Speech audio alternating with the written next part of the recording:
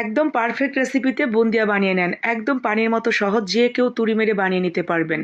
রসে ভরা টসটসে এই বুন্দিয়াগুলো যারা খেতে পছন্দ করেন তারা কিন্তু রমজান মাসে না কিনে ঘরে বসেই বানিয়ে ফেলতে পারবেন। আমার বাসার প্রত্যেকেই রমজান মাসে এই বুন্দিয়া খেতে খুব বেশি পছন্দ করে, তাই আমি কিন্তু স্বাস্থ্যসম্মত উপায়ে ঘরে বানানো বুন্দিয়াটাই বেশি পছন্দ করি।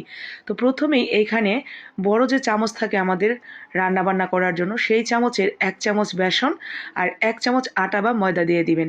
সাথে স্বাদ মতো লবণ আর সামান্য একটু, মানে হাফ চামচের অর্ধেক, তারও অর্ধেক দিয়ে দিবেন বেকিং সোডা বা খাবার সোডা। এরপরে পানি দিয়ে ঠিক এরকম একটা ব্যাটার তৈরি করে নেবেন। চামচে উপর থেকে ধরলে আস্তে আস্তে পড়বে, একেবারে ঝলৎ করে পড়ে যাবে না। ঠিক এরকম যখন হবে ভাববেন যে ব্যাটারটা একদম পারফেক্ট। এরপরে আমি 2টা কালারে তৈরি করছি। নর্মালি আমি বাসায় কালারে তৈরি করি না, সাদাই তৈরি করি। তবে যেহেতু একটু কালারফুল সবাই পছন্দ করে, তাই ভাবলাম একচোটে কালারফুলটাও দেখিয়ে দিই। তো আমি এখানে 2টা কালার মিশিয়েছি, গ্রিন ফুড কালার এবং রেড ফুড কালার মিশিয়ে নিয়ে এখন প্রথমে সাদাটা তৈরি করে নিচ্ছি। এরকম ঝাঁঝরা চামচগুলো কিন্তু আমাদের প্রায় প্রত্যেকের বাসায় থাকে।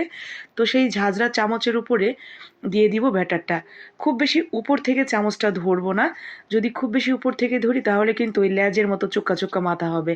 তো খুব একটা নিকটেও না, যাতে ভাপে আবার সিদ্ধ হয়ে যায়, আবার একেবারে উঁচুতেও না। ঠিক এইভাবে রেখে নিয়ে আমরা বুন্দিয়াগুলো ছেড়ে দিব এবং সুন্দর করে ভেজে তুলে নেব। তো এরপরে আমি লাল এবং সবুজটাও একই নিয়মে ভেজে নিয়েছি। খুব সুন্দরভাবে ভাজা হয়ে গেলে আমরা শিরা তৈরি করে নেব।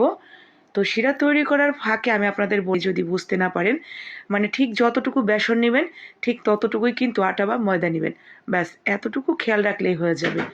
এরপরে আমরা এখানে 1 কাপ পরিমাণ দিয়ে দিয়েছি চিনি, তার সাথে 1 কাপের থেকে কিছুটা কম পানি দিয়ে আর দিয়ে দিয়েছি একটা এলাচ। এরপরে কিছুটা সময় জাল করে নিয়ে একতারের মতো একটা শিরা তৈরি করে নিয়ে আমরা চুলাটা অফ করে দিয়েছি। এরপরে সেই শিরার মধ্যে দিয়ে আমরা এটা মোটামুটি 15 থেকে 20 মিনিট শিরায় ভিজিয়ে রাখবো। বুন্দিয়াগুলো যেহেতু খুব বেশি ছোট হয়, যার কারণে শিরায় ভিজতে কিন্তু খুব বেশি সময় লাগে না। গরম শিরা নয়তো গরম বুন্দিয়া যে কোনো একটা হলেই হবে। তো গরম শিরার মধ্যে আমি 15 থেকে 20 মিনিট ভিজিয়ে রেখে দিয়েছিলাম ঢাকনা দিয়ে ঢেকে। 20 মিনিট পর একদম রসে টইটুম্বুর হয়ে একটু রসও কিন্তু অবশিষ্ট নেই, পুরোটাই খেয়ে ফেলেছে।